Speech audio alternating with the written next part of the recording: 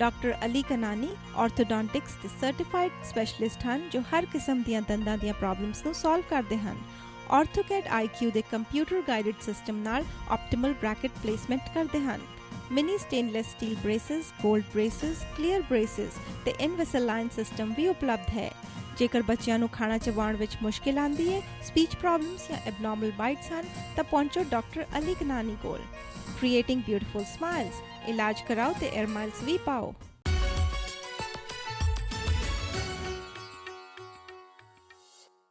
Welcome back to the Harpreet Singh Show, and this is Tania's Truth Talk.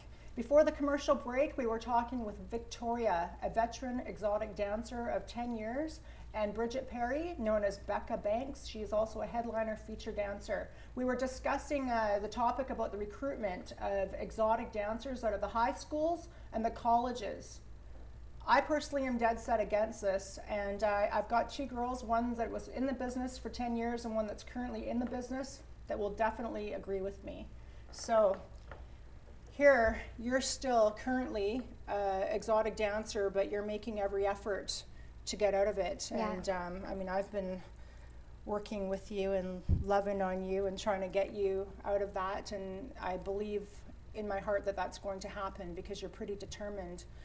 And Victoria, you have gotten out of this, but from my years of knowing you, it took you so many years to get out. And it's not as easy to get out as what one would think. So a warning to these girls that are getting into it, it's almost like a suction, and it just pulls you into the pit of despair. Mm-hmm. Why was it so hard for you to get out, Victoria?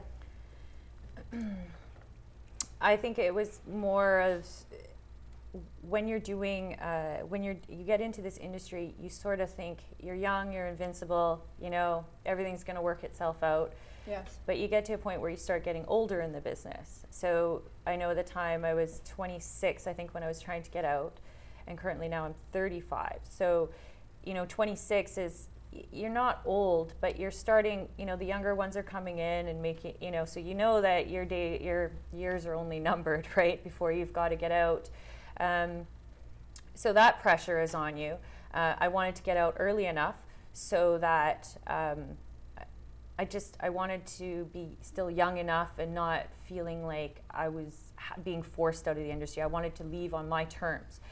So coming out was difficult because, for one, I could never find a job. I had to constantly try to find ways to fill my resume. To fudge your resume to get a job. I mean, that's so common with so many girls saying that are coming out of prostitution and exotic dancing, because what are you going to put on your resume? Oh, I was a hooker, I was a dancer.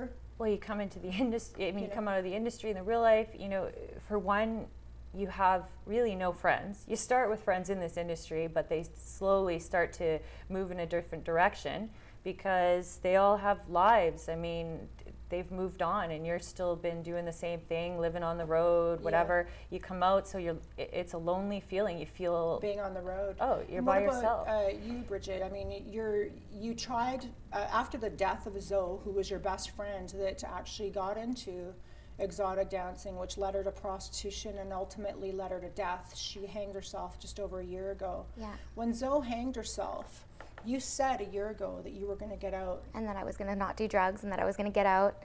Yes, yeah. And you made that promise to Zoe, but then here we are a year later. I'm saying I want to make a one-year plan, but I realize now that I just have to quit cold turkey because your last one-year plan didn't work. Yeah, there's no one-year plan. So why is it so hard to get out of exotic dancing? Because you're so used to being comfortable, and you're so used to having your surroundings, but really your surroundings are just built on dirty money.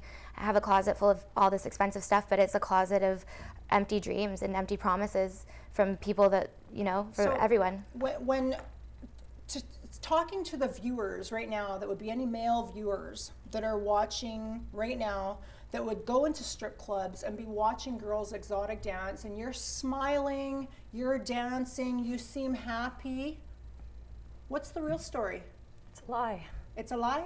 It's a lie. It's a lie. You're not dancing, you're not happy. Girls aren't happy when they're doing that. I can tell you, I have gone from crying 2 minutes before my show because of something that's going on, and I've had to go up on stage and put on an act, and I've done it, and people have been get off stage, and someone in the club says to me, how did you just do that? I'm like, you just turn it on and off. It's like a light switch. It's a coping mechanism. Yeah. And any guy that ever Yes. walked into that club, that was sitting, especially in front row or in Alberta where they throw money at you, I had no respect for him, nothing.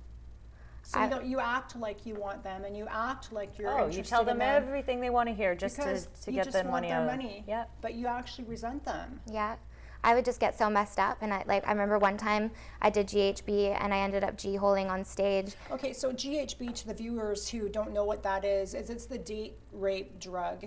And if you drink a little bit of it, it'll make you kind of drunk. Yeah. And feel all sensual. Yeah. So you and were so dancing on the stage. I was dancing on stage. I'd do that so I'd feel, because I was driving at that time and I didn't want to drive home drunk. So I would do GHB at work, and I just did a little too much, and I ended up doing the funky chicken on stage naked, and guys were still throwing money at me. So when I woke up, I had like $200 in tips, and I'm like, how can these sick guys be throwing money at some girl doing a funky chicken naked, like passed out with drooling, you know? So you took too much of the GHB drug and you G-holed. So to the viewers that don't know what G-holing means, you completely passed out, you blacked out. Yeah. And you were doing Having a funky chicken, a seizure. literally a seizure on the ground. Yeah. And these guys are watching you. Yeah. And they're throwing money at you. Yeah, as you're laughing. Laughing. And like being like, woo!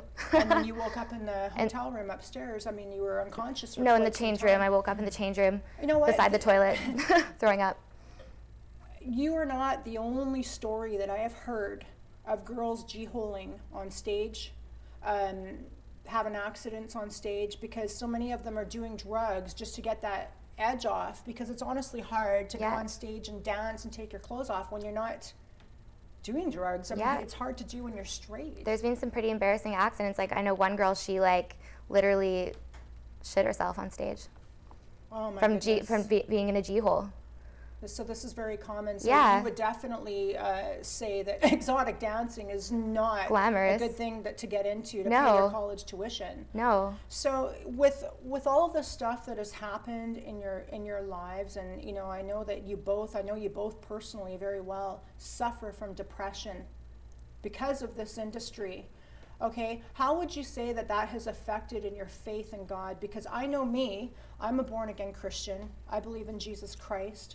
And I do not believe that I ever would have been able to get out of the sex industry if I haven't surrendered my all and gave my life to Jesus Christ. I come across a lot of girls that have lost their faith because they've said, if God was real, why would this have happened in my life, and so on. Where would you say that has put your faith at, or how has it affected your faith?